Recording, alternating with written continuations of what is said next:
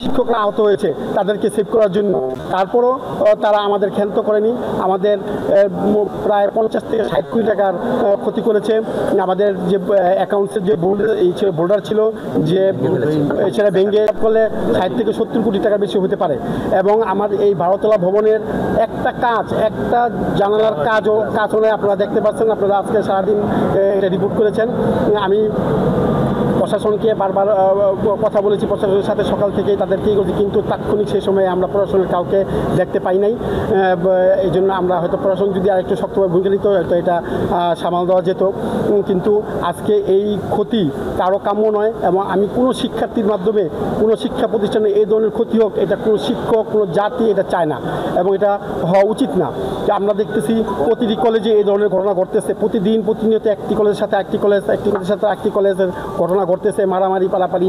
এবং এই একটা গ্রুপ খুলেছে ইউসিবি নামে একটা গ্রুপ, এই গ্রুপের মাধ্যমে ছাত্ররা বেশি হয়ে যাচ্ছে, উত্তেজিত এবং বিশৃঙ্খলা সৃষ্টি করতেছে।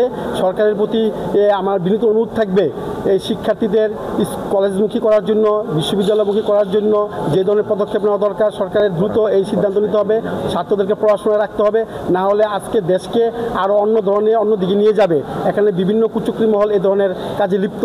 আমাদের আজকে বিকালে সোহরাওয়ার্দী কলেজের প্রিন্সিপাল, ঢাকার ডিসি এবং আমি সহ আরও কয়েকটি কলেজের প্রিন্সিপাল সহ প্রশাসন সহ আজকে বিকাল 4টায় মিটিং করে এটা সমাধান করার জন্য আমরা বসার কথা আমাদের। কিন্তু আমরা নোটিশ দেওয়ার পরেও এবং সোহরাওয়ার্দী কলেজ থেকে নোটিশ দেওয়ার পরও ছাত্ররা সেটাকে উপেক্ষা করে তারা আজকে আতর্কিত হামলা চালায় এবং বিরাট ধ্বংসযজ্ঞ চালায়।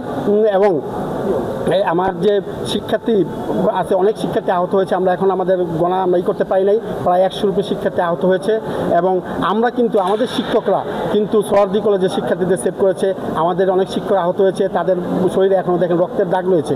তো আমি আপনাদের মাধ্যমে প্রশাসনকে বলতে চাই, এটি একটি সুষ্ঠু তদন্ত করে সঠিক বিচার করা হোক।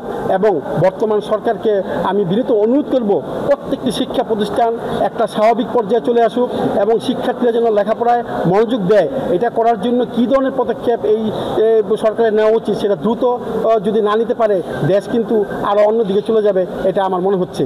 আমি সকলের প্রতি বিনীত অনুরোধ করব, মিডিয়া থেকে শুরু করে প্রশাসনের সকলকে, আপনারা এই বিষয়গুলো তুলে ধরবেন এবং কোনো কলেজেই যেন কোনো শিক্ষার্থী কলেজের উপর আক্রমণ না করে। এটা কারো কাম্য নয়, কোনো শিক্ষকের কাম্য নয়, ছাত্ররও কাম্য নয় এবং দেশের কারো কাম্য নয়। সকলের প্রতি শ্রদ্ধা রেখে আমি বিদায় নিচ্ছি।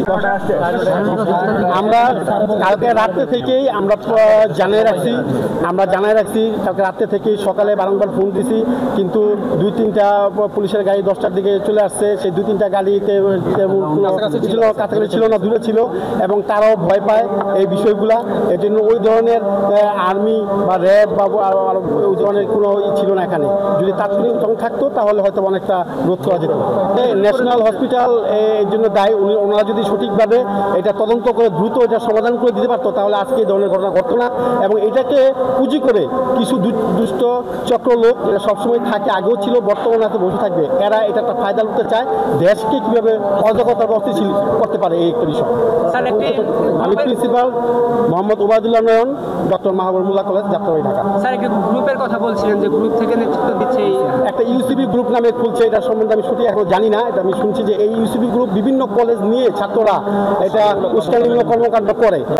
আসছে 2 দিন ধরে আমাদের সাথে কথা বলতেছে, আমাদের কাছ থেকে আমাদের কথা বলে যে আমরা বলে দিই যে এই ঘটনা ঘটতেছে, এটা হতে পারে, ওনারা তথ্য দেয়। কিন্তু আসল যে প্রতিযোগিতার কোনো কাজ নাই, প্রশাসনের সাথে যেটা করা উচিত সেটা তারা হয়তো করতে পারেনি।